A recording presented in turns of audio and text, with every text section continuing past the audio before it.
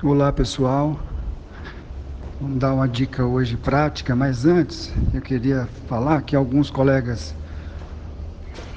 que acompanham o nosso canal pediram para falar sobre alguns temas.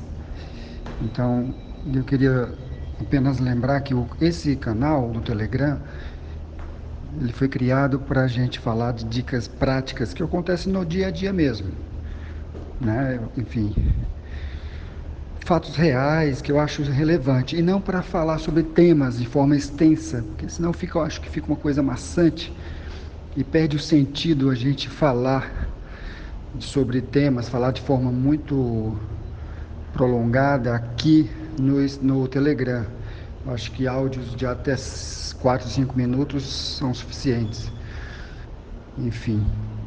Mas hoje, como eu vinha dizendo, eu quero falar sobre uma dica prática. Nós vimos ontem um paciente que tinha um defeito de campo bilateral e em um olho esse defeito era maior, era um defeito completo, era um defeito tubular, poupava só a região central e no outro olho era um defeito arqueado superior, afetava tanto o campo temporal como o nasal. A questão era um arqueado superior e afetava campo nasal e temporal. A questão é que esse paciente tinha um achado de exame na ressonância, um adenoma de hipófise e que praticamente comprimia o quiasma óptico. Então a questão era essa. Bom, antes de mais nada, também lembrar que esse paciente tinha um aumento de escavação mais no lado esquerdo que o direito, e o lado esquerdo era o lado que tinha um defeito de campo visual mais importante, mais intenso. Enfim, então nós tínhamos essa situação, um defeito de campo bilateral e o adenoma de hipófise e uma escavação aumentada sugerindo glaucoma. Então, ficou essa questão, esse defeito era do glaucoma ou da compressão do quiasma?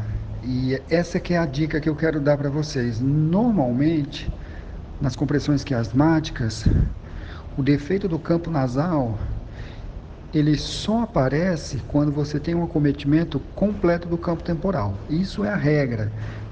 Você pode ter algumas exceções, mas de um modo geral, você tem um acometimento do campo temporal antes do campo nasal.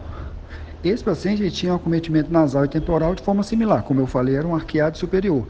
Então isso sugere que o defeito de campo é secundário ao glaucoma e não à compressão de quiasma.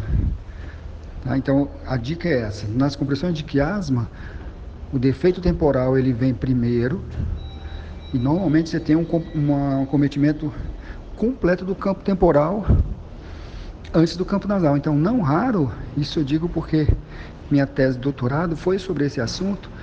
Então, boa parte dos meus pacientes, eles tinham hemenopsia completa do lado temporal. Hemenopsia temporal completa. E o lado nasal era praticamente normal. Tá? Um abraço a todos.